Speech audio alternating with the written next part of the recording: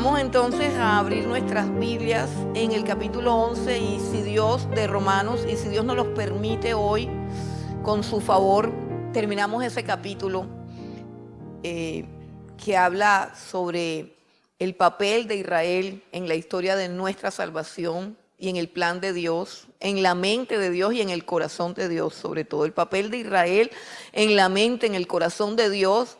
Y también el papel nuestro dentro de ese plan, dentro de ese llamado. Vamos entonces al capítulo 11 de la epístola a los Romanos y vamos a leer del versículo 25 en adelante. Porque no quiero, hermanos, que ignoréis este misterio, para que no seáis arrogantes en cuanto a vosotros mismos, que ha acontecido a Israel endurecimiento en parte hasta que haya entrado la plenitud de los gentiles. Y luego todo Israel será salvo, como está escrito. Vendrá de Sión el libertador que apartará de Jacob la impiedad. Y este será mi pacto con ellos cuando yo quite sus pecados. Así que en cuanto al evangelio son enemigos por causa de vosotros. Pero en cuanto a la elección son amados por causa de los padres, porque irrevocables son los dones y el llamamiento de Dios. Pues como vosotros también en otro tiempo erais desobedientes a Dios, pero ahora habéis alcanzado misericordia por la desobediencia de ellos, así también estos ahora han sido desobedientes, para que por la misericordia concedida a vosotros, ellos también alcancen misericordia. Porque Dios sujetó a todos en desobediencia para tener misericordia de todos. Oh profundidad de las riquezas, de la sabiduría y de la ciencia de Dios. Cuán insondables son sus juicios e inescrutables sus caminos. Porque ¿quién entendió la mente del Señor? ¿O quién fue su consejero? ¿O quién le dio a él primero para que le fuese recompensado? Porque de él y para él son todas las cosas, a él sea la gloria por los siglos de los siglos. Amén. Dios, te damos gracias, Señor, en esta mañana preciosa, Dios del cielo, donde vemos la grandeza de tu bondad y de tu misericordia. Gracias por el aire que podemos respirar, porque anoche pudimos descansar. Señor, gracias porque el sol nos alumbra. Señor, gracias porque nos has dado vida, Señor, en tu Hijo Jesucristo, porque nos has dado esperanza, porque nos has dado el perdón del pecado, la salvación, Señor, porque nos has dado tu vida. Tus caminos nos has mostrado, tu verdad nos has regalado, tu espíritu, Señor, has puesto en nosotros. Padre, cuán grande es tu nombre en toda la tierra y cuán glorioso eres para con cada uno de nosotros. Te bendecimos en esta hora, Señor, y te pedimos que hables a nuestras vidas, que seas tú, Señor, alumbrando nuestro entendimiento, que podamos comprender por lo menos, Dios, aquello que tú has revelado en tu palabra, Señor, que nos des la capacidad, Dios del cielo, de recibir tu palabra, de entenderla, de comprenderla, pero también de asombrarnos ante tu sabiduría, ante la grandeza de tu poder, Señor, y ante lo insondable e inescrutable que es tu mente, Señor, y tus designios. Te damos gracias, Señor, y te bendecimos en el nombre de Cristo Jesús. Amén y amén. Gloria a Dios. Cuando nos hacemos la pregunta de qué es un misterio es algo que es real, que es tangible, que podemos ver, pero que no podemos comprender. Eso es lo que es un misterio. Cuando decimos pasó esto y esto y esto, pero misteriosamente no sabemos cómo pasó. Un misterio es un hecho real que nosotros podemos verificar, un hecho real que está frente de nosotros, pero que no podemos comprenderlo. Es cuando sucede algo sorprendente, innegable, pero al mismo tiempo incomprensible e inexplicable. El apóstol Pablo aquí nos habla de un misterio. En ese misterio, es decir, cuando el ser humano con toda su soberbia y con toda su arrogancia se enfrenta a un misterio, casi siempre trata de explicarlo. Porque es que es como ese placer de querer saber y de querer responder. Una de las cosas más graves que puede tener, por ejemplo, un profesional, un médico o un ingeniero o un arquitecto, es que le pregunten algo que no sepa y te responda simplemente por el orgullo de no poder decir no sé. Yo no sé si usted ha ido donde un médico y el médico siempre le va a responder. Si usted le dice, ¿por qué me duele aquí y al mismo tiempo me duele acá? Y él le dice, es por esto y esto. Y uno le puede preguntar, ¿pero usted cómo sabe? No, porque es que yo soy médico y yo sé. Pero al mismo tiempo usted va donde otro y le hace la misma pregunta y le contestan otra cosa. Finalmente, nosotros sabemos que realmente ellos no saben. Realmente ellos no saben por qué. Entonces, lo mismo sucede con un ingeniero, lo mismo sucede con un arquitecto. Usted se enfrenta a algo y si usted le pregunta a un ingeniero algo que él debiera saber porque es ingeniero, él nunca va a decir que no sabe.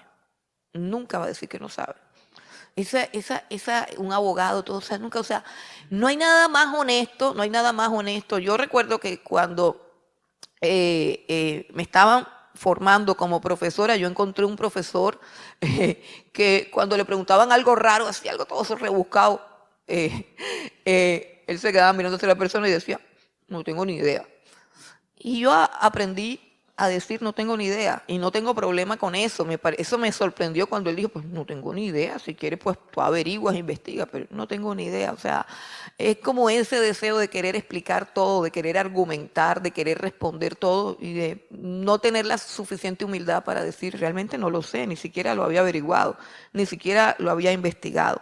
Entonces, hoy el apóstol Pablo nos habla de un misterio que no debemos ignorar. Él no dice, no es un misterio que debas entender, pero sí es un misterio que no debes ignorar. Y cuando no debemos ignorar un misterio, significa que no debemos tratar de explicarlo, porque entonces el misterio dejaría de ser misterio y yo me convertiría en el descubridor de todos los misterios. Entonces, no es eso lo que el apóstol Pablo está tratando de decir. Dice, no ignoremos un misterio, no ignoremos un misterio. Hermanos, la palabra misterio es algo a lo que nos tenemos que acostumbrar si nosotros queremos acercarnos cada día a Dios. Sería algo absurdo de nuestra mente, y de hecho lo es, el pretender que tú puedes comprender, entender, explicar lo que Dios hace. Pero todos nosotros tratamos de entenderlo. Y todos nosotros tratamos de explicarlo. Es más, todos nosotros tratamos a veces hasta de defender a Dios y de excusarlo. La gente nos pregunta con una arrogancia, si Dios existe, ¿por qué permite tanta muerte? ¿Por qué permite tanta maldad? ¿Por qué permite tanta injusticia? Y nosotros elaboramos una cantidad de argumentaciones para explicar todo eso. Y tan necio es el que pregunta como tan necio es el que también contesta, a menos que su respuesta tenga un fundamento bíblico de una revelación que Dios le haya dado.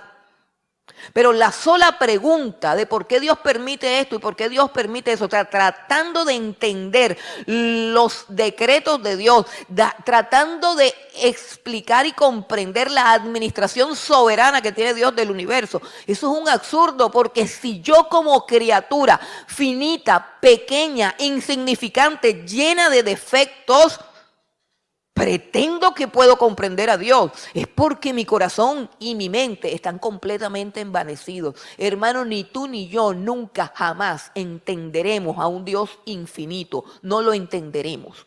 Y lo que entendemos nosotros de Dios es lo que Él en su misericordia y gracia nos ha revelado en su palabra. Pero aún así, este libro que yo tengo aquí, se lo puedo pasar a cualquier transeúnte por ahí y no entiende nada. Porque Dios, además del libro, me ha dado su luz, que ha alumbrado mi mente para que yo entienda. Porque de otra manera sería imposible comprender al Altísimo. Y sigue siendo una arrogancia crasa el creer que lo podemos entender todo. Por eso hay algunos maestros fundamentalistas y radicales que se han llenado de orgullo y de soberbia. Y este misterio del que va a hablar el apóstol Pablo, ha dado origen a unas corrientes que lo explican y lo determinan de una manera y otra corriente que lo explican y lo determinan de otra manera. Vamos a mirar los aspectos más importantes del pasaje. Él dice, no quiero que ignoremos este misterio, porque si ignoramos este misterio nos podemos volver arrogantes. Dice, para que no seamos arrogantes en cuanto a vosotros mismos. Y es que hay varias formas de ignorancia. Hay una ignorancia que tiene que ver con el no saber. Una ignorancia que tiene que ver con que nadie te explicó, con que no tuviste acceso a una formación, con que no tuviste como que alguien que te dijera. Pero aquí hablan también de otra clase de ignorancia. Y es una ignorancia voluntaria. Cuando el apóstol Pedro habla acerca de los burladores de los últimos tiempos, de los hombres que se burlan de la segunda venida del Señor Jesucristo, él dice, ellos ignoran voluntariamente que el mundo antiguo fue destruido por agua. ¿Qué significa eso? Que ellos ignoran voluntariamente. ¿Qué significa ignorar voluntariamente? Significa que es algo que tú sabes que es algo que tú sabes que sucedió, es algo que tú sabes que está ahí, pero prefieres ignorarlo porque no te conviene considerar los hechos, no te conviene considerar las realidades. Y en este caso, la realidad de este misterio. Que no seamos arrogantes, que no seamos arrogantes. Cuando nos acercamos a un misterio de Dios, hay que acercarnos con humildad. Hay que acercarnos reconociendo que ya es demasiado que Él nos quiera revelar una partecita de su gloria o una partecita de sus planes. Entonces, ¿cuál es ese misterio? ¿O cuáles son los componentes de ese misterio que, repito, no se trata de entender, sino de no ignorar? ¿Qué no debemos ignorar? Que ha acontecido endurecimiento en parte a Israel. Que ha acontecido a Israel endurecimiento en parte. Cuando habla de un endurecimiento en parte a Israel, no se refiere a que un judío tiene una parte de él endurecida y otra parte de él ablandada. No quiere decir que el endurecimiento de un judío es parcial. No, los judíos que están endurecidos están completamente endurecidos. La parcialidad de ese endurecimiento se refiere a que no son todos los judíos los que están endurecidos, porque acabamos de ver en versículos anteriores que hay un remanente. Que hay un remanente. Y acabamos de ver también en los versículos anteriores que del buen olivo, que es el reino de Dios, algunas ramas fueron desgajadas, no todas. Algunas ramas, no todas. Entonces, el endurecimiento en parte tiene que ver con una parte de Israel. Una parte de Israel, o sea, una parte de los judíos que está endurecida. Que está endurecida. Endurecida significa que se resistió a reconocer en el Señor Jesucristo al Mesías que había sido anunciado y por quien ellos esperaban. Ahora, ese endurecimiento es parcial también porque es en una parte de la historia, es decir, es temporal.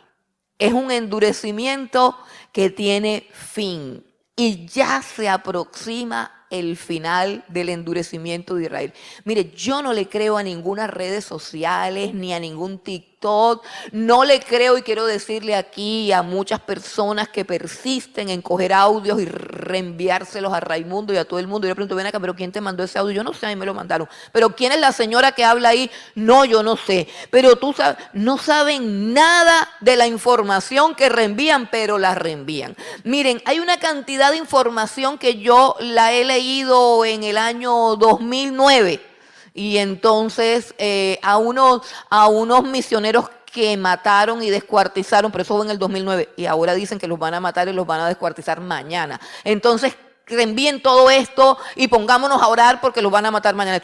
Tú te metes a la página, al origen, investigas como persona honesta e íntegra, como lo era Job. Job decía, de toda causa que yo no conocía, me informaba minuciosamente. Eso se llama integridad. Tú no puedes repetir un cuento si tú no sabes que el cuento es cierto, aunque el cuento te guste, aunque el cuento te parezca chévere, aunque el cuento te parezca emocionante. Tú no puedes reenviárselo a todo el mundo para que cunda la mentira y junto con la mentira el pánico y la confusión.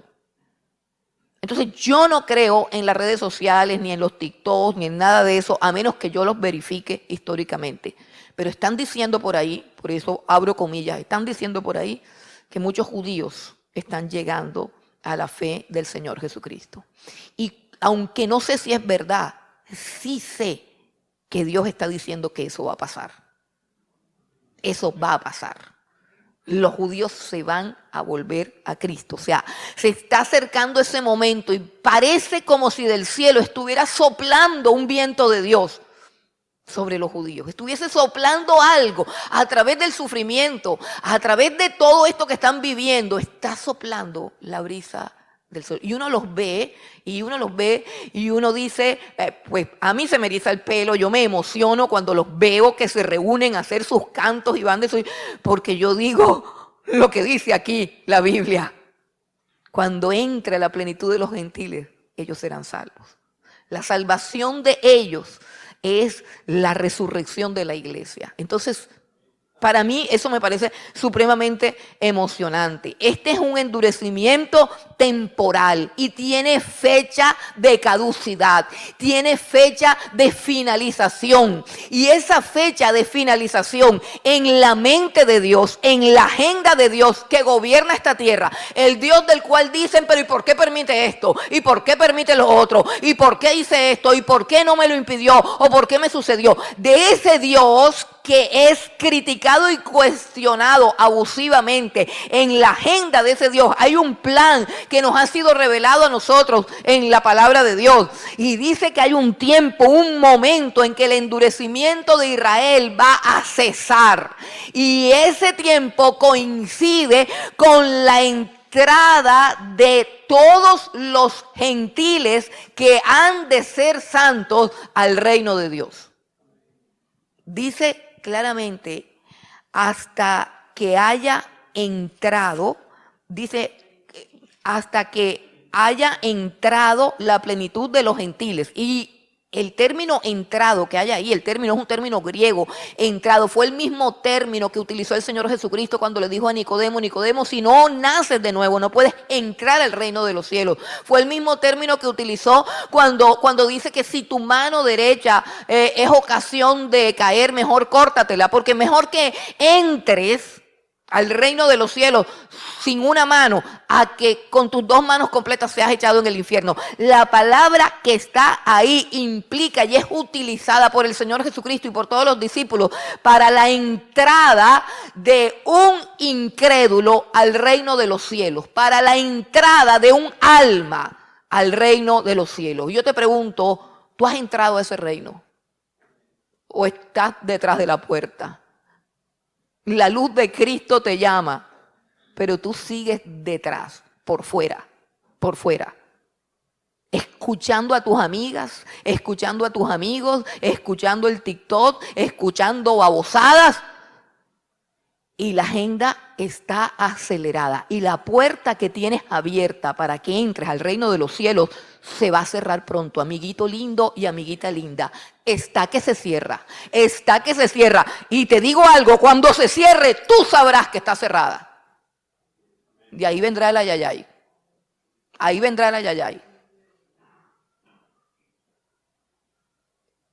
Dice hasta que haya entrado la plenitud de los gentiles, o sea, hasta el último gentil. Es que todos. No, todos no. Hay un gentil que es el número vamos a suponer el número 8.200.000.000, no sé qué número tiene el último gentil que va a entrar al reino de los cielos, pero están contaditos por Dios. Están contaditos por Dios. Miren, cuando Noé realizó el arca y Dios le dijo que metiera a 2 animales, un macho y una hembra de cada especie, porque la gente cree que es que metió un perrito pequinés y un Doberman, y metió, no, un solo representante de cada especie. Usted lee eso y uno se imagina a Noé correteando a los animales, como le tocó corretear a los hombres. No, Noé no correteó a los animales. La Biblia dice que los animales marcharon de 2 en 2 y entraron. Y cuando entró el último animal de la última especie que Dios quería conservar, Dios mismo cerró la puerta del arca y los demás todos gritaron y se ahogaron.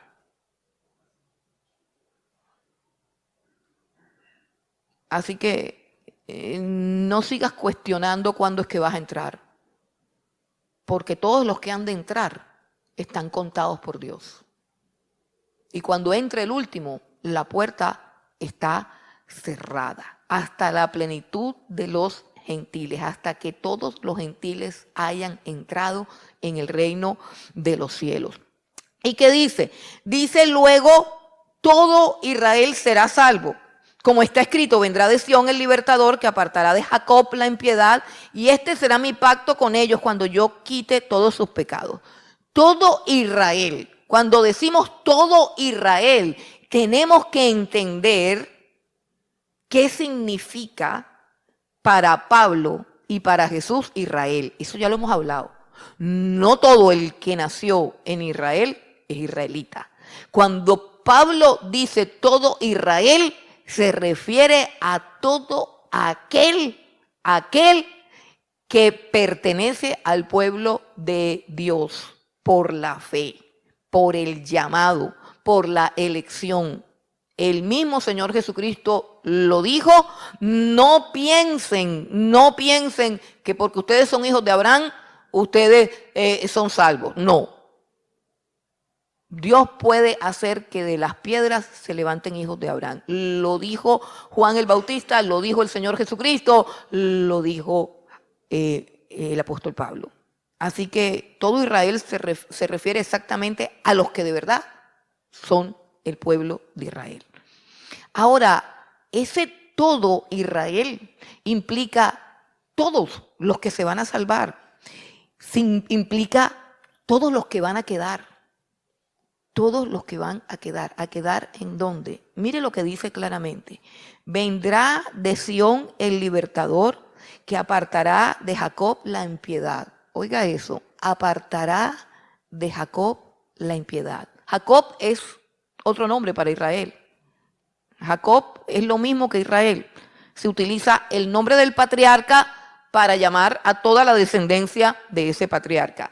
Y dice que él apartará de Jacob la impiedad. Así que va a haber un proceso de selección. Va a ser un proceso de selección porque todos están allá y usted los ve y parece que todos fueran judíos, pero no todos lo son, de corazón, en su interior. ¿Y quién va a hacer ese proceso de selección? Dios. Él mismo vendrá. Vendrá de Sión el libertador y apartará de Jacob la impiedad. Y este será mi pacto. Después de que él aparte a los que no son, establece su pacto con los que son. Repito, después de que él aparte a los impíos, a los que no son, establecerá su pacto con los que son. Y con los que son, les quitará el pecado. Si ve todo lo que va a hacer, no tú ni yo, lo va a hacer Dios. Lo hace Él. ¿Qué hace? Primero viene y aparta. Dice, ustedes no, fuera. Pero después se queda con el grupo que es. Y dice, pero así en pecado no. Dice, cuando yo les quite el pecado. Te lo voy a decir de otra manera. O tú renuncias al pecado, o tú no eres de Dios. Vas a ser apartado como un impío. Tú renuncias al pecado, das fe de tu propia salvación, das fe de tu propia convicción, renunciando al pecado, renunciando a la maldad, diciendo, Señor, aquí estoy. Pero vamos a suponer que tú sí eres de Dios, sino que eres rebelde, problemático, demorado. estás embolatado por allá con algo. Bueno, si tú no te despojas de tu pecado, yo no sé por qué, pero yo le tengo miedo a eso. Te lo va a quitar Dios. Yo creo que es más fácil que uno lo suelte. Yo creo que es menos doloroso. Pero con pecado no entras. Con pecado no entra. Ninguna cosa inmunda, sucia, ninguna lujuria, ninguna mundanalidad, ninguna mentira, ninguna cobardía. Dice los cobardes, los hipócritas, los mentirosos, los afeminados, los brujos, los que hablan mentira, los maldicientes. Todos estarán por fuera. Nadie puede entrar con una gota de pecado al reino de los cielos. Dice, pero yo no puedo con esto, pero Dios sí puede. No, pero yo no puedo. Como si Dios sí puede. Y Dios de que te lo quita, te lo quita. Así está diciendo. Está poniendo su nombre y su firma. Está poniendo su autoridad y dice, un momentico que es que yo voy para allá. No se preocupe. No te preocupes, Israel, que todos mis pactos, todas mis promesas, todo lo que he decretado para ti se va a cumplir. Yo mismo voy. Yo aparto a los que no soy. Luego tomo los que soy y los limpio de pecado. Es una palabra fuerte. Es una palabra fuerte. Los que queden. Y los que queden después de que Dios haga todo eso. Después de que el Señor, los que queden, eso es Israel. Ese es todo Israel. Y ese es el Israel que es salvo, que será salvo en aquel día. Ven conmigo al profeta Ezequiel. Aquí hay una descripción de más o menos qué es lo que Dios va a hacer. Ezequiel capítulo 20. Y vamos al versículo 33. Ezequiel 20, 33. Yo quiero que tú escuches, leas y veas el tono de Dios. El tono de Dios. Porque yo sé que tú escuchas muchas voces. Yo sé que tú escuchas, ¿cómo se llama eso? Los coaching, ¿cómo es que se llama? El tito, las canciones estúpidas esas que hay por ahí. Yo sé que tú escuchas muchas cosas, pero hoy vas a escuchar a Dios. Y no se te olvide lo que dice Dios, ni cómo habla Dios. Versículo 33 de Ezequiel 20. Vivo yo, dice Jehová el Señor, que con mano fuerte y brazo extendido y enojo derramado he de reinar sobre vosotros. Aquí le está hablando Israel. He de reinar sobre vosotros, o sea, quieran o no quieran. El rey de ustedes soy yo. Quieran o no quieran, yo voy a reinar sobre Israel. Y los sacaré de entre los pueblos y los reuniré de las tierras en que están esparcidos. Ya lo está haciendo, ya lo hizo, ya lo hizo. Con mano fuerte y brazo extendido y enojo derramado. Hermano, ¿usted sabe qué fue lo que le dio origen al resurgimiento del pueblo de Israel? ¿Sabe qué fue lo que originó que Israel volviera a ser nación? El holocausto nace. Si no hay holocausto, ellos se quedan felices, llenos de plata en todas las naciones. Pero tuvieron que pagar un precio de dolor tan terrible para que se levantaran y dijeran, vamos a nuestra tierra. Pero ese no es el cumplimiento total de esta profecía. Dice, y versículo 35, y os traeré al desierto de los pueblos, y allí litigaré con vosotros cara a cara, como litigué con vuestros padres en el desierto de la tierra de Egipto. Así litigaré con vosotros, dice Jehová el Señor, y os haré pasar bajo la vara, eso es bajo juicio. Los haré pasar bajo la vara y os haré entrar en los vínculos del pacto. ¿Se dan cuenta que es exactamente lo mismo que dijo el apóstol Pablo en lo que acabamos de leer en Romanos? Los haré pasar bajo la vara, es decir, quitaré a los impíos, haré selección y a ustedes, así sea la brava, los haré entrar en pacto conmigo y os haré entrar en los vínculos del pacto. Versículo 38, más claro. Y apartaré de entre vosotros a los rebeldes y a los que se rebelaron contra mí. De la tierra de sus peregrinaciones los sacaré, mas a la tierra de Israel no entrarán. Y sabréis que yo soy Jehová. Vamos un momentico también al profeta Zacarías, más adelante. Vamos al profeta Zacarías para que nosotros veamos Todo el profeta Zacarías habla de la restauración de Israel. Zacarías, versículo 13, y leemos el versículo 8 y 9. Dice, y acontecerá en toda la tierra. Ahí dice toda la tierra, pero no tengo tiempo para explicarles qué es toda la tierra de Israel, porque todo el profeta Zacarías habla de la restauración de Israel y está hablando de Israel. Dice, y acontecerá en toda la tierra, dice Jehová, que las 2/3 partes serán cortadas en ellas y se perderán, mas la tercera quedará en ella. Dije 8 y 9. Y dice, y meteré en el fuego a la tercera parte, o sea, los que quedan, 1/3 de Israel, 1/3 de Israel. Dice, y meteré en el fuego a la tercera parte, y los fundiré como se funde la plata, y los probaré como se prueba el oro. Él invocará mi nombre, y yo le oiré, y diré, pueblo mío, y él dirá, Jehová es mi Dios. Gloria a Dios, gloria a Dios, bendito sea Dios. Ese es el Dios que nosotros adoramos, hermanos. Ese es el Dios que nos ha regalado su misericordia. Así que aprovechemos esa misericordia. Los que queden, ese es todo Israel. Ese tercio que pasó por la vara, ese tercio que es probado en fuego, Israel. ¿Cómo se llama la gran tribulación? ¿Cómo se llaman los 7 años de gran tribulación, de tribulación y gran tribulación que vienen para Israel? En la Biblia se llaman tiempo de angustia para Jacob, cual no lo hubo antes ni lo habrá jamás en la historia. Para Jacob. Qué tremendo es ser escogido o elegido. Creemos que es solamente un privilegio, no es una gran responsabilidad. Sí, es un privilegio, pero qué terrible es no aprovecharlo. Qué terrible es despreciar este privilegio. Qué terrible es pisotear la sangre de Cristo. Qué terrible es pecar voluntariamente. Qué terrible es escuchar todos los domingos la voz de Dios y el lunes hacer que se me olvidó. Qué terrible es, iglesia. Qué terrible es vivir de cualquier manera cuando hemos sido llamados a vivir para su gloria. Bueno, también dice el misterio, aquí hay otro rasgo del misterio, no es la explicación del misterio, pero es un rasgo del misterio, que dice que ellos son enemigos de Dios por causa del evangelio, pero al mismo tiempo son amados por Dios por causa de los padres.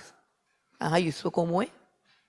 Israel es el enemigo amado de Dios. Es enemigo por causa del evangelio, porque ellos rechazaron el evangelio y no hay forma de reconciliarse con Dios sino a través del evangelio. No hay otra manera, seas elegido o no seas elegido, seas predestinado o no seas predestinado, no importa de qué bando eres, la única forma en que tú puedes estar en paz con Dios es a través del evangelio. En el día de ayer yo estaba en mi cuarto y de repente escuché una bulla, un estrépito y unas trompetas y unas no sé qué y una bulla, y me di cuenta que estaban predicando. Y yo dije, ay Dios mío, qué chévere están predicando, qué bendición, Señor, bendice. Era una mujer la que estaba predicando, creo que reconocí la voz, pero como no la vi no puedo decir su nombre. Y yo dije, tremendo, qué bendición, esta mujer se levantó a predicar el evangelio, es una pastora famosa de Barranquilla. Luego averiguo si era ella. Y yo feliz así, aguzando mi oído para ver si yo escuchaba el glorioso evangelio del Señor Jesucristo. Pero lo que escuché fue que Dios te quiere bendecir, que Dios te quiere prosperar, que si tienes problemas económicos vengas, que si tienes un trauma vengas, que Él te va a sanar, que si has estado con depresión Él te va a ayudar, que Dios tiene unas cosas grandes, gloriosas y preciosas para tu vida, que vengas a recibir la bendición de Dios.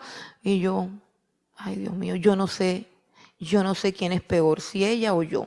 Yo que estoy aquí en mi cuarto no diciendo nada o ella que está allá afuera diciendo algo que no es. El evangelio es un llamado al arrepentimiento. el evangelio es un llamado a reconciliarte con Dios. En el evangelio tú te tienes que dar cuenta de que Dios es tu enemigo y que tú te has hecho enemigo de Dios por tu pecado y por tu maldad. En el evangelio tú te das cuenta que se tuvo que pagar con sangre para que tú pudieses alcanzar ese perdón. En el evangelio hay arrepentimiento. En el evangelio hay perdón de pecados. Eso de la bendición y de todo eso, eso es algo que a veces viene detrás del evangelio. Pero la bendición del evangelio es el perdón de pecados, la vida eterna y la entrada al reino de Dios. Y en el momento de tanta oscuridad, de tanta depravación y de tanta inmoralidad, no apuntar hacia el pecado es un crimen. No denunciar el pecado implica que no hay un espíritu profético en nuestra predicación. Implica que no es el Espíritu Santo el que nos está guiando. Nos da pesar que la gente sufra. Sí, hermano, nos da pesar, me da pesar el sufrimiento, me da pesar el dolor.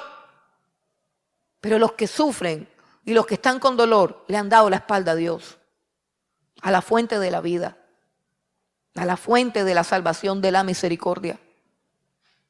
No hay ningún dolor que sea injusto. El único dolor injusto, el único crimen injusto, los únicos azotes injustos fue los que cargó Jesucristo. De ahí para adelante nada es injusto.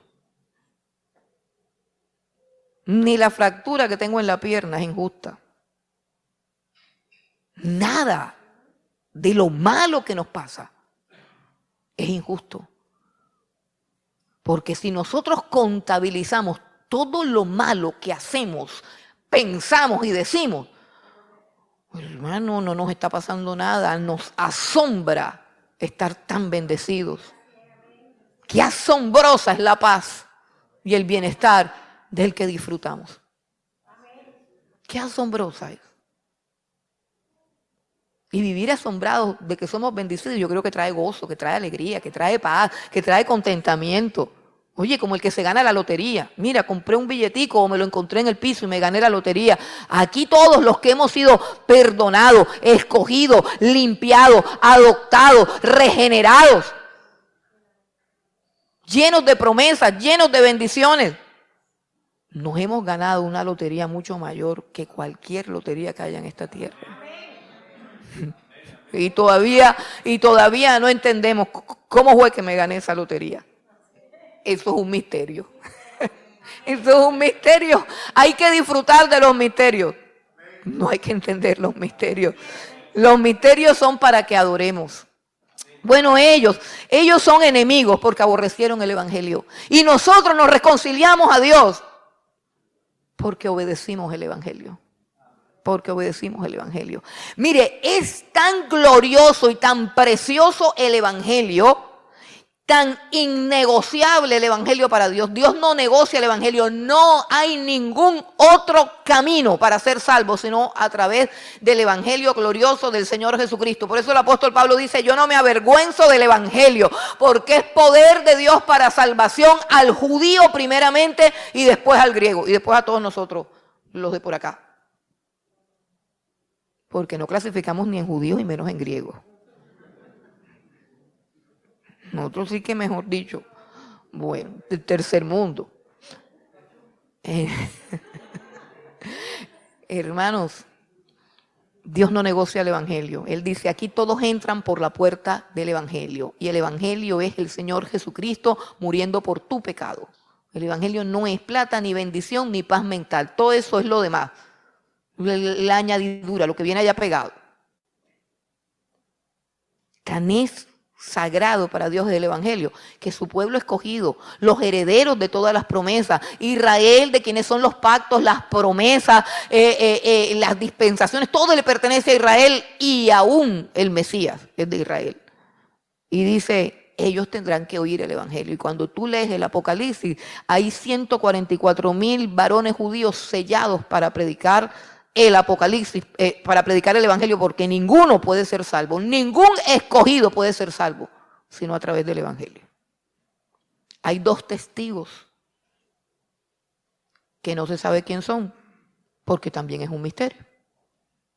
pero los especialistas en misterio dicen que es Elías y Moisés, y otros dicen que es Elías y no recuerdo, y Enoc, y así. Y todo el mundo tiene sus argumentaciones, pero eso es un misterio, porque en ninguna parte de la Biblia dice quiénes son, no aparece, no se sabe, no se sabe. Entonces, los dos testigos, y por último, en el capítulo 14, versículo 6 de Apocalipsis, dice que un ángel volará por toda la tierra predicando el evangelio. 2 testigos, 144,000 sellados y un ángel del cielo, porque no hay salvación sino a través del evangelio. Y no hay salvación para Israel sino a través del evangelio. Ahora, dice que son enemigos por causa de que no han obedecido el evangelio, pero también dice que son amados por causa de los padres. Ciertamente ellos son la descendencia de Abraham, a quien Dios le hizo todas las promesas. Son la descendencia de David, con quien Dios tiene un pacto, dice la Biblia, sempiterno, con el rey David. Con Abraham tiene un pacto. Hay un pacto con la tierra. Y bueno, todo esto de los pactos, no sé cómo vamos a hacer, vamos a tener que hacer un estudio de este asunto, de pronto Dios nos está guiando. Pero entonces, mire, hay un pacto que tiene que ver con la tierra. Ahí en Jerusalén va a reinar Jesucristo. Mátense quien se quiera matar, pongan todas las bombas que quieran poner, hagan lo que les dé la gana. Allí en el monte de los olivos, donde Él subió al cielo, ahí va a bajar, ahí va a poner el pie, va a haber un terremoto, Él va a establecer su trono ahí. Eso es un pacto. Israel, a mí no me interesa ir ahora a Israel. Que no que me tengo que ir a bautizar allá en el río Jordán porque allá sí quedan bien bautizados. No, hermano, de allá vienen también bautizados y se pierden y se corrompen y todo eso no tiene que ver con el agua. Eso no tiene que ver con el agua. No es que vamos a ir, pero no, mientras haya ese bombardeo, yo no voy para allá. Yo voy para allá cuando Jesucristo esté sentado en su trono y podamos entrar tranquilamente y podamos decir, ven, vamos a adorar al Rey, vamos a escuchar su sabiduría, vamos a contemplar su rostro. Ese día yo voy para Israel, a menos que Dios me quiera mandar allá a la masacre, pero yo para allá no voy ni de turista, y ahora menos. No, eso está todo embolatado. Pero un día esa será mi tierra. Un día esa será mi casa, así que no tengo afán, que me la arreglen primero, yo voy después. Hay gente que quiere estar allá en la matazón, yo no, eso no es así. ¿Por qué? Porque piensan que, es que esta es la última oportunidad que tenemos de viajar a Israel. No, señor, yo voy a viajar en caravana con el Rey de Reyes y Señor de Señores. Y esa Israel será gloriosa, preciosa. Entonces, hermanos, dice que son amados por causa de los padres. Dios le juró a Abraham. Dios empeñó su carácter, su integridad a Abraham y a David. Olvídense, Dios no ha terminado con Israel. No ha terminado porque Dios no miente. Porque Dios cumple sus promesas. Es que sabemos que Israel va a ser restaurado. Es algo que no podemos dudar. No, pues es imposible que Dios mienta, es imposible que Dios mienta. Y por eso Dios los ama, porque a pesar de que hay una enemistad por causa del evangelio del Señor Jesucristo, hay un amor que nació desde que Dios escogió a Abraham como su pueblo, como su siervo, como su amigo. Entonces, siempre Dios los ve. Ellos nunca buscan a Dios. Mire la Biblia para que vea, siempre están descarriados. Y la Biblia dice que Dios los mira y los reconoce. Y dice, esta es descendencia de Abraham. A Dios eso no se le olvida. Dice que son amados por causa de los padres. Y yo les pregunto, ¿puede Dios dejar de amar? Nosotros sí, pero Dios no. La Biblia dice, con amor eterno te he amado. Por eso te he prolongado mi misericordia. Esas son las expresiones del amor de Dios. Dios ama aún antes de conocerte y después de conocerte y durante el tiempo que te conozca y mientras estás caído y mientras estás levantado. El amor de Dios es inalterable, inmutable. Y por eso nosotros tenemos que hacernos la idea de que vamos a estar allá con Israel porque Dios los ha amado por causa de sus padres. Son amados de Dios. Bueno, hermanos, también esto nos habla de la fidelidad de Dios, fidelidad a sus promesas, fidelidad de su carácter, fidelidad hacia Él mismo, su fidelidad y su integridad. Este pasaje está lleno de una cantidad de atributos y de perfecciones de Dios. Y también nos habla de la misericordia de Dios. Y una misericordia que no es exclusiva de algunos, sino una misericordia que es ofrecida a todos.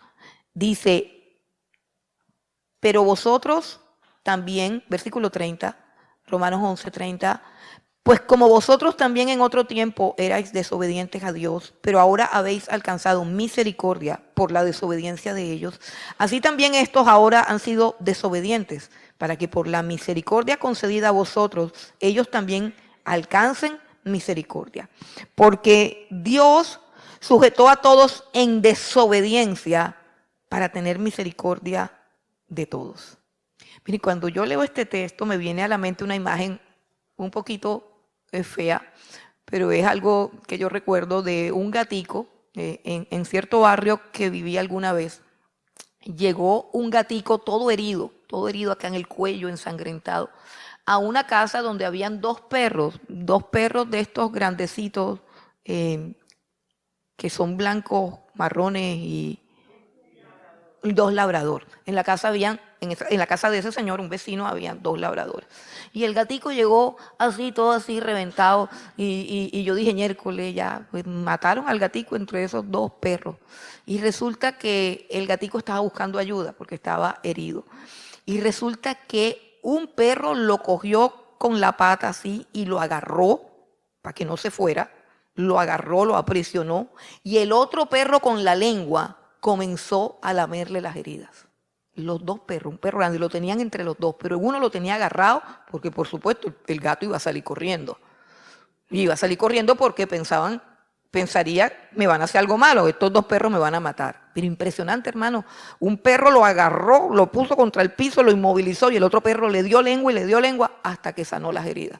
Ese fue un acontecimiento apoteósico en la cuadra. Adoptaron el gato, le pusieron un moño al gato y el gato se convirtió, mejor dicho, en el rey de la cuadra.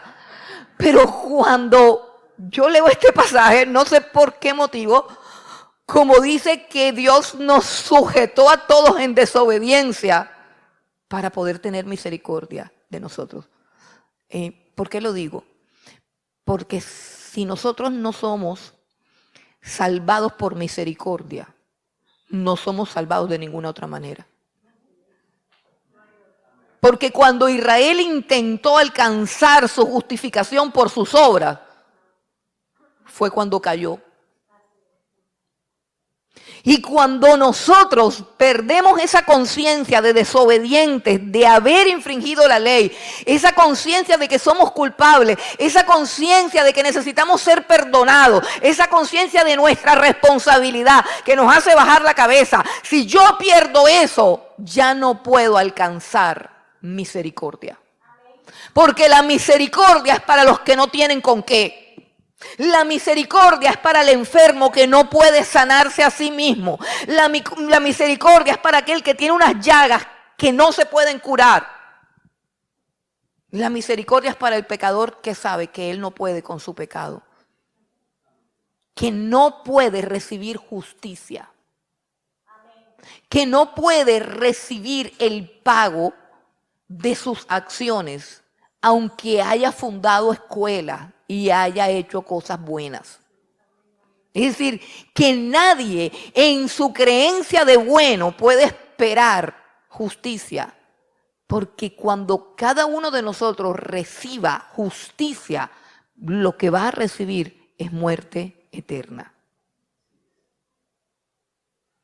Entonces, es necesario que se haga patente nuestra desobediencia.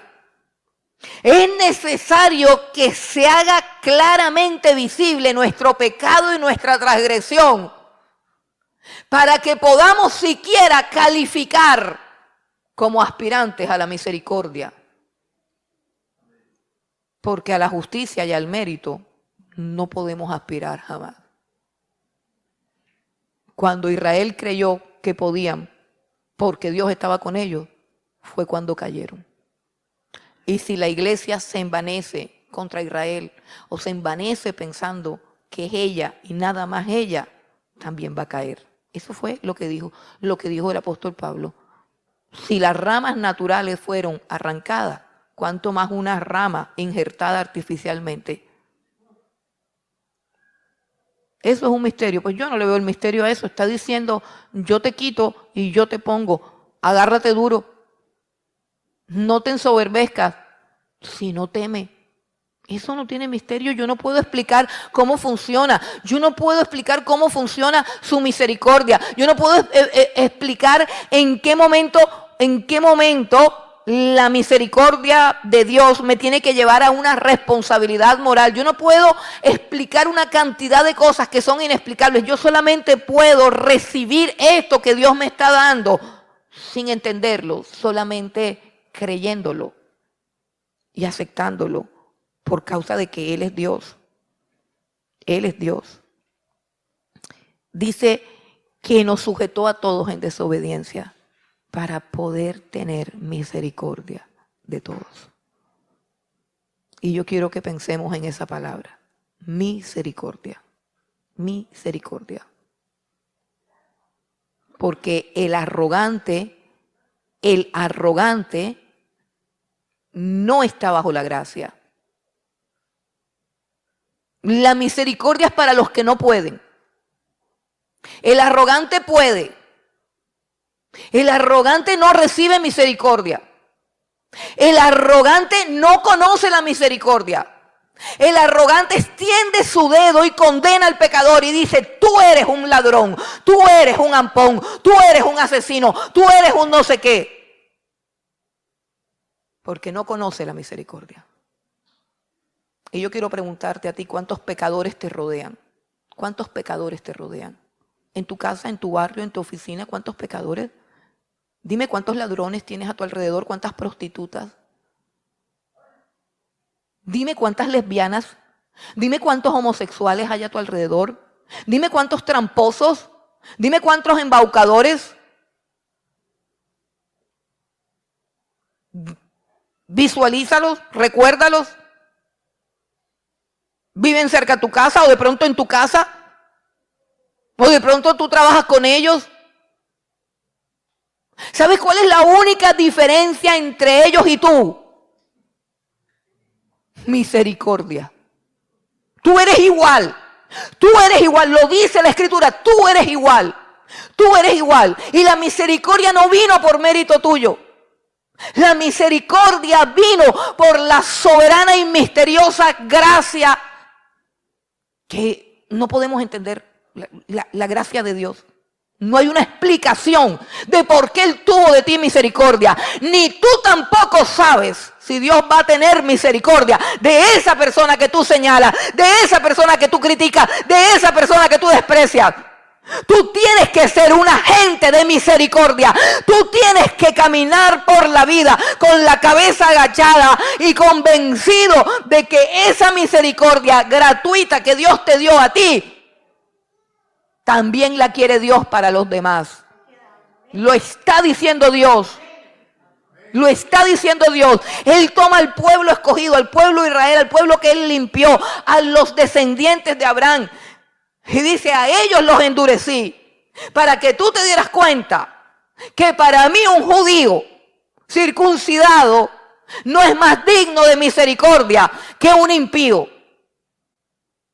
sin circuncisión. Dios está diciendo, yo no hago acepción de personas. Cuando escojo a alguien, y en este caso cuando te escogieron a ti, es para que tú lleves esa misericordia a los demás, no para que condenes a los demás. Aquí nadie tiene derecho a ser instrumento de condenación. Somos instrumentos de misericordia y de salvación. No condenes a nadie, no condenes a tu familia, no condenes a tus hijos. Tú eres igual o quizás peor. Y no estoy hablando de que seamos condescendientes con el pecado. Yo no estoy hablando de eso. Lo que es malo es malo. Lo que está mal está mal.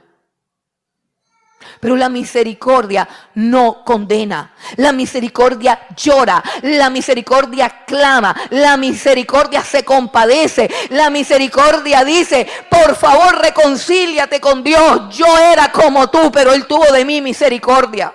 La misericordia dobla rodillas. La misericordia llora. Dios le dice a Jonás, tú tuviste compasión de una enramada que ni tú creaste, ni tú formaste. Y la matica creció y la matica se secó y te da pesar la matica. Yo soy Dios. ¿Cómo no me va a dar pesar esa cantidad de impíos que se van a perder en Nínive? Ignorantes a los cuales nadie les ha predicado. Es grande lo que viene para la tierra. Y lo que viene para la tierra nos los merecemos todos nosotros. Solo que nosotros hemos alcanzado misericordia. Pero Dios quiere que esa misericordia se extienda. Dios quiere que todos alcancen esa misericordia. Aquí no hay grupos. Este es el cuadro más claro de un Dios que no quiere que nadie, escucha, nadie, N-A-D-I-E, nadie se pierda. Se van a perder, sí. ¿Por qué? ¿Por qué se van a perder? Por arrogancia. Porque creen que no necesitan la misericordia. Porque no van a recibir la misericordia. Pero cada quien se pierde porque decide rechazar esa misericordia, no por un decreto divino que lo incapacite para alcanzarla. Dios lo sujeta a todos en desobediencia, o sea, en nuestro pecado. En nuestro pecado somos hallados. Por eso, cuando tú te encuentres con un pecador, encuéntrate con una persona que necesita misericordia, la misericordia que ya tú tienes. Que ya tú tienes.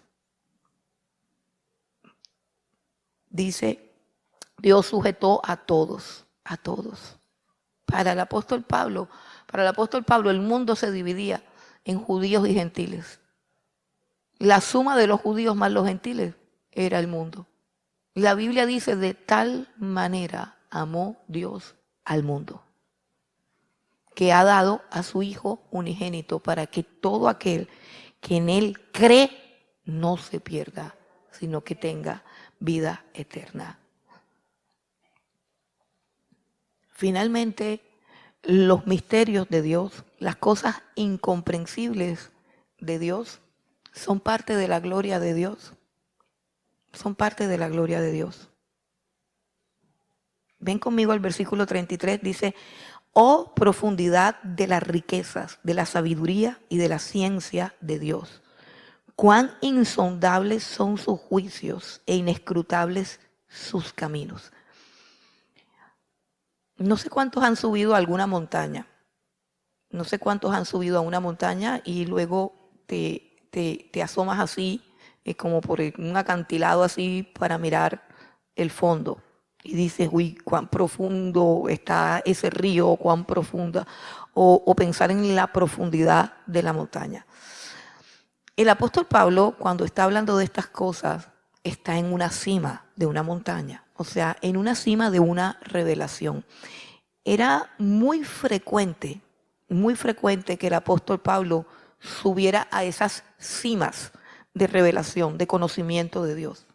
Pero aquí él hace algo, es como que subió a la cima y vio la gloria de cómo Dios conjuga todas las cosas para hacer su voluntad, y todas las cosas que son contrarias, Dios las ordena, y lo que pareciera ser un juicio para condenar, se convierte en una herramienta para salvar. Y por eso él dice, es que resulta que Israel se endurece para salvación, no para perdición. Y su endurecimiento es la salvación de los gentiles. Y su restauración es vida de entre los muertos. O sea, él dice, ¿cómo hace Dios? Y él se sube a esa cima donde puede contemplar digamos que la cúspide o una punta de todos los juicios y los decretos de Dios. Pero él ahora baja la mirada y se da cuenta de la profundidad del abismo que hay, que es insondable, que él no puede llegar a entender. ¿Cierto? Nosotros vemos un edificio, pero no vemos hasta dónde hunde sus cimientos. Lo que está oculto, lo que está profundo, lo que sostiene el edificio. Y podemos ver la punta de la montaña y podemos contemplar de allí la vegetación y nos subimos ahí, contemplamos todo. Pero ¿hasta dónde llega la profundidad de esa montaña? Debajo de la tierra, aún hasta en lo profundo del mar, quizás. Y él dice, esa profundidad no la alcanzo a contemplar. Esa profundidad, él subió a la cima de una revelación que Dios le da y cuando quiso bajar para entender los fundamentos, o sea, los por qué, las razones, cómo lo hizo, por qué lo hizo, cómo lo logró, cómo logró traer salvación a Israel, cómo logró traer salvación a la humanidad, a pesar de que la humanidad trabajaba arduamente en su condenación. ¿Cómo logra todo lo que se propone? ¿Cómo logra todo lo que decreta? ¿Y dónde están los fundamentos de esos planes? ¿Dónde están esas profundidades? Y dice el apóstol Pablo, no lo alcanzo a ver. Cuán insondables son sus juicios. Y aquí no está hablando, escucha, aquí no está hablando de los juicios de condenación, o sea, cuando él se levanta y condene a alguien, no. Aquí está hablando del juicio como la capacidad de pensar y razonar, como cuando nosotros hacemos un documento y declaramos que estamos en nuestro sano juicio, o sea, que hemos tomado la decisión de firmar ese papel estando en pleno uso de nuestras facultades. Allí, a esa clase de juicio, o sea, a la lógica de Dios, a la razón de Dios, al pensamiento de Dios, él dice, cuán insondables son, no lo podemos entender. O sea, lo profundo de Dios es insondable. Pero lo de por encima, o sea, los caminos, ¿cierto? Los caminos. Tú de pronto ves un abismo y dices, no, yo no quiero ni mirar, eso me da mareo. Pero los caminos a veces parecen simples, parecen sencillos, porque por lo general son planos, son llanos y vamos por los caminos. Y dice, los caminos de Dios son inescrutables. O sea, lo más superficial de Dios es inescrutable para mi mente, para mi entendimiento. Y lo más profundo de Dios es insondable. Pero él pregunta, pero él hace unas preguntas que son las preguntas retóricas, o sea, las preguntas que tienen una respuesta obvia. 3 preguntas. ¿Quién entendió la mente del Señor? Nadie. Nadie puede entender la mente de Dios. ¿Quién fue su consejero? O sea, ¿quién le pudo aconsejar a Dios cómo debía ser el universo? Nadie. Nadie. Si tú quieres ser una persona sabia, tú debes buscar consejeros. Si tú quieres caminar en la vida sin equivocarte, tú debes buscar consejo. Si tú crees que lo que vas a hacer es lo correcto y no le preguntas a nadie, tú te puedes equivocar. Porque siempre va a haber alguien más inteligente que tú. Siempre va a haber alguien más sabio que tú. Y siempre va a haber alguien que ya pasó por el camino por donde tú estás caminando. Así que eres un tonto si no preguntas. Eres un tonto si no preguntas, ¿qué te parece? ¿Qué opinas? Si estás convencido en tus propios pensamientos, la arrogancia está entenebreciendo tu razón. Porque hay gente más sabia que tú. Hay gente que tiene una perspectiva de la vida de un área que tú no estás contemplando. Hay gente que puede contemplar una cosa. Tú no te has encontrado con personas que van a una esquina y dicen, ahí cabría un tremendo negocio. Yo me imagino una panadería en esa esquina. Y tú has pasado por esa esquina y no has visto ninguna panadería, no has visto nada. Tú has visto un tierrero ahí fastidioso. No tienes esa visión. otro sí. Y otro no tiene lo que tú ves. Y de pronto cuando haga la panadería, no la sabe administrar, te llama a ti, pero tú no viste la esquina de una panadería. Así es la sabiduría humana. Debemos consultar a gente sabia, a gente mayor, a gente que sea diferente. Debemos consultar. Pero Dios no puede consultar a nadie, porque no hay nadie más sabio que Él. No hay nadie que sepa más que Él. No hay nadie por encima de Él. No hay nadie por encima de Él. Dice, ¿quién le dio a Él algo primero? ¿Quién le dio algo? Y hay gente que le reclama a Dios. ¿Qué le has dado tú a Dios? Nada. Todo lo que tú tienes te lo ha dado Él. Todo lo que tú tienes te lo ha dado Él. Si sabes leer y escribir es porque Él te dio la capacidad. Si eres inteligente, también te lo dio Dios. Si eres paciente, te lo dio Dios. Si eres fuerte, también te lo dio Dios. Lo que sea que tengas, sean dones, sean posesiones, son de Dios. Dice, porque de Él y por Él y para Él son todas las cosas. A Él sea la gloria por los siglos de los siglos. En otras palabras, hermanos, en otras palabras, no ignoremos el misterio de la salvación. No ignoremos el misterio de Israel. No ignoremos el misterio de Dios y de todas sus cosas. Más bien que este misterio nos lleve a la misma condición que llevó al apóstol Pablo, a la adoración. Mire, la gente desprecia la doctrina. Ay, qué tanta doctrina es, qué tanta doctrina. Y la doctrina es problemática porque la gente que se llena de doctrina también se llena de arrogancia. Ay, yo sé más, y se ponen a discutir, no, que eso no fue así, que eso para acá, que no sé qué, y una discutidera.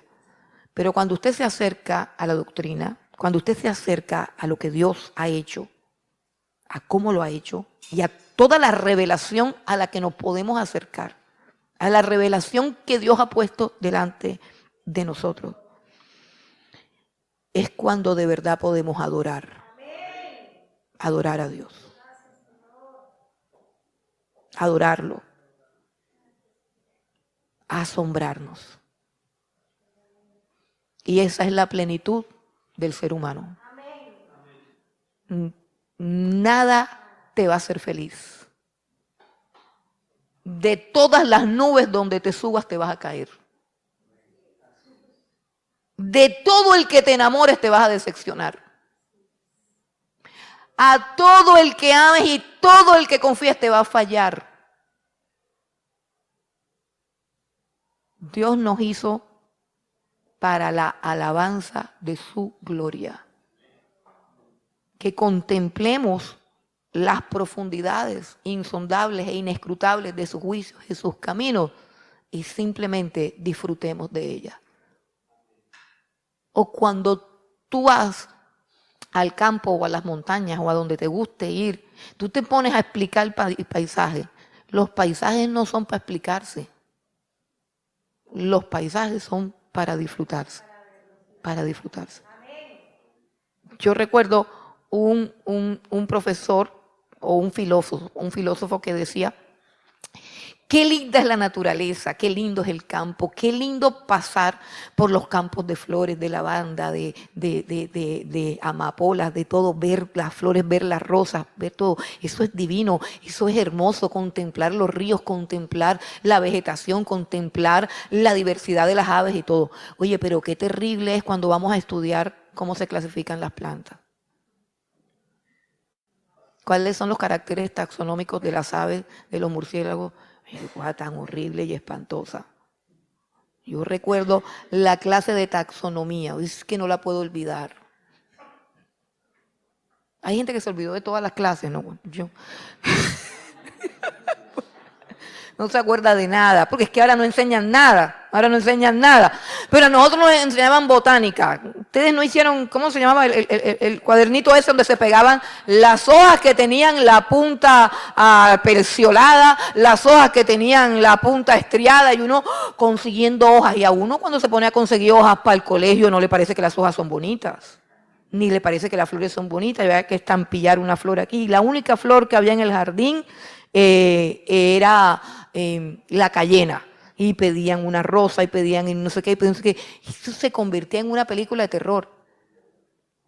Pero Dios hizo todas las cosas y nos hizo a nosotros para ser felices. Y la única felicidad verdadera es que tú vivas para alabanza de tu gloria, que tú te asombres cada día de lo que Dios hace, que tú te asombres cada día de su gracia, de su misericordia, de su amor, de su hermosura, de su gloria, que te asombre todo, que puedas coger ese aparato cuadrado que es una porquería y que te tiene cautivo y puedas deleitarte en un paisaje, en un pájaro, en unas plantas, en el ruido de un riachuelo, ¿cómo se llaman estos? De una fuente, de una cascada. Todas las cosas preciosas que hay. Y estás ahí pegado viendo a una peladita en un TikTok que tiene 5 filtros en la cara y tú diciendo que tú eres horrible porque no te pareces a ella. Esa es la vida miserable y ridícula que el diablo tiene para todos los jóvenes.